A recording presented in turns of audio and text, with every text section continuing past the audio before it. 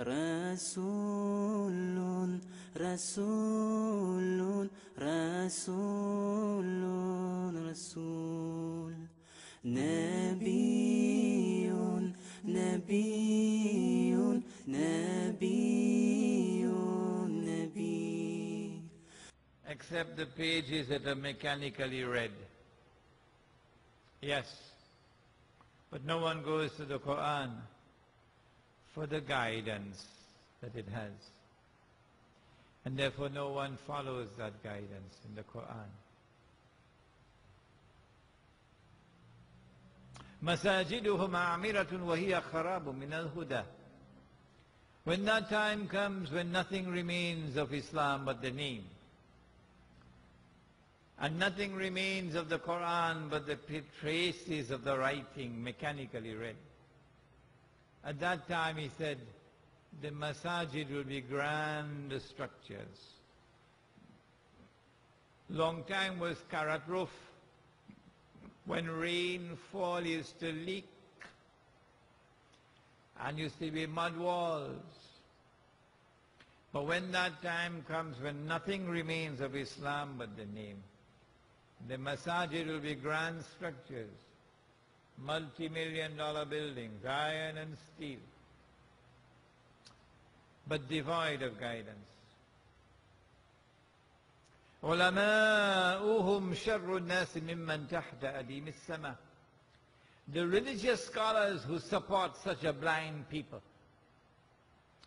the religious scholars who are embraced by such a blind people, who are holding on to nothing but their rice husk, those religious scholars, those ulama, would be the worst people beneath the sky.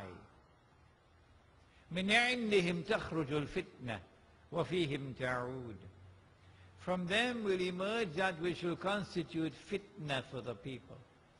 Tests and trials, corrupting them. And they'll become the centers of fitna. The house burning down. And the scholars of Islam may even know that. And they're lecturing long, pretty lectures. Wah, wah. But their house burning down. And they can't even see their house burning down. Or they know their house burning down, but they're afraid to say it. Because you might lose your green card. Might lose your job, might lose your salary, might lose your popularity. So you keep quiet. There will be the worst people beneath the sky, said Nabi Muhammed alayhi salatu wasalam. If you think that situation is bad, listen to this one. Listen to this one. It is the day of judgment. The hadith is in Sahih Bukhari. It is repeated 4 times in Sahih Bukhari by 4 different companions of the Prophet alayhi salatu wasalam. So it is known as mutawatir hadith. When a hadith comes from only one source, it is known as ahad. But when it is repeated by several companions, it is called mutawatir. This is mutawatir. What is it? That on the last day, the day of judgment, Allah subhanahu wa ta'ala addresses Adam alayhi salam. And he says to Adam alayhi salam, take out or separate the people for the hellfire. And Adam alayhi salam asks, how many are they, O Allah? This is Sahih Bukhari, eh? How many are they, O Allah? And then Allah subhanahu wa ta'ala replies and he says, out of every 1,000, take 999 for the hellfire. Out of every 1,000, take 999 for the hellfire. The companions of the Prophet ﷺ were terrified. But then he smiled at them and he said, Bushra lakum, good news for you. The one for Jannah would be from you. Meaning, someone who truly follows the Prophet, alayhi salatu wasalam. Someone who holds on to the Quran and Sunnah, regardless of the price he may have to pay. That one is for heaven. But then he went on to say that the 999 would all be the people of Gog and Magog. Oh, that means that the subject of Gog and Magog is an awesomely important subject. How many people bother to teach this subject? How many times have you ever heard anyone talking about Gog and Magog? None. I have lived my entire life studying Islam. No one ever spoke on the subject of Gog and Magog to me. None. No teacher, no school, no institution, no Maulana, none. Now that's strange.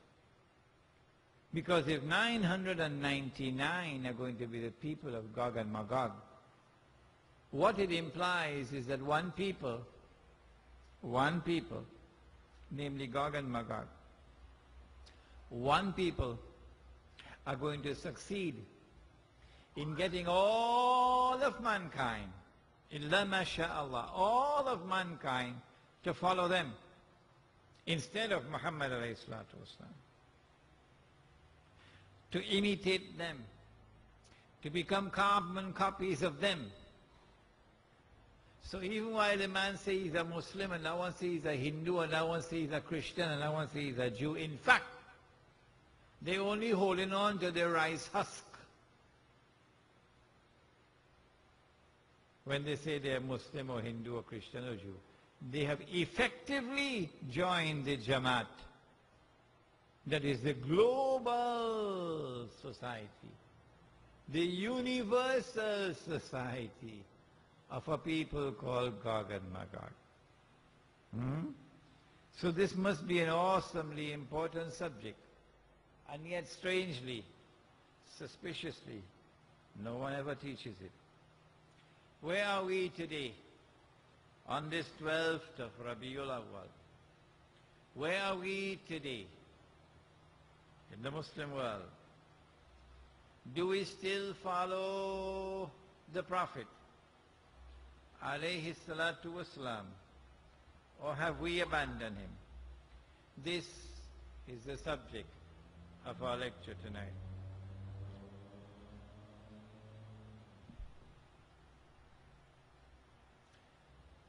Let us begin with the very heart and substance of the Sunnah of the Prophet alayhi salatu wasalam.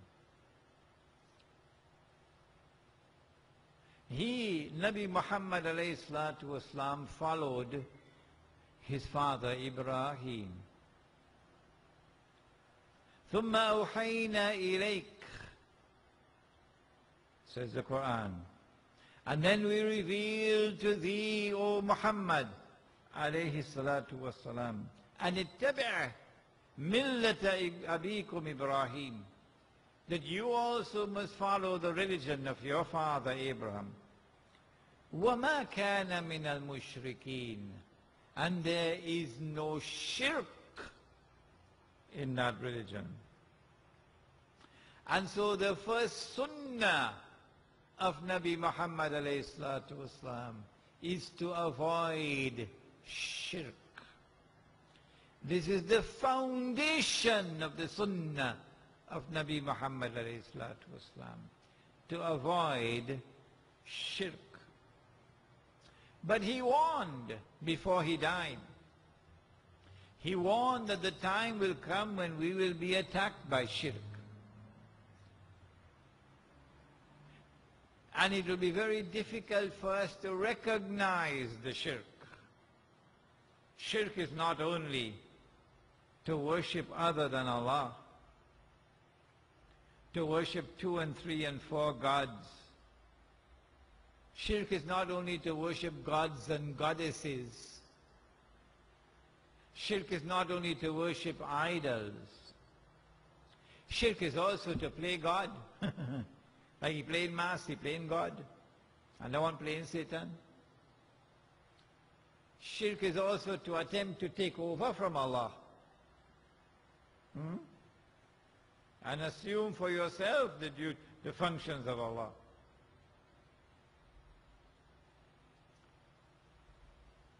He said shirk will one day attack you. But be difficult to recognize it. How difficult? As difficult as it would be to recognize a black ant on a black stone on a dark night.